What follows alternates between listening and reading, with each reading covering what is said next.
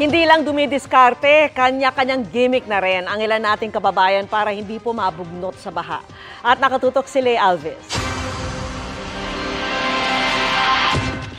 Good vibes ang hatid ni RB sa kanyang ride papasok sa trabaho sa Dagupan, Pangasinan. Ang sikat na crystal kayak na karaniwang nakikita sa Boracay, gayon din ang isang banana boat. Ganito rin ang paandar ng isang grupo na tila nakulayan ang kanilang summer outing. May iba't ibang gimmick din ng iba pang mga residente sa gitna ng pagbaha. Pero paalala ng Health Department, huwag basta-bastang lumusong na walang proteksyon sa paa para makaiwas sa mga sakit gaya ng leptospirosis.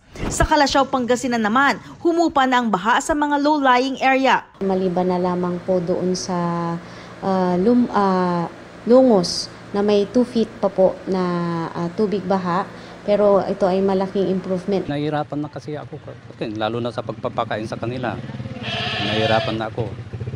Kaya nililipat ko na sila dito.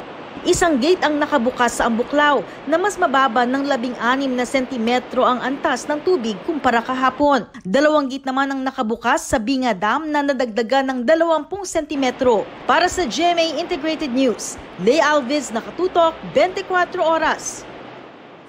Mga kapuso, kasama nyo kami 24 oras. Mag-subscribe sa GMA Integrated News sa YouTube.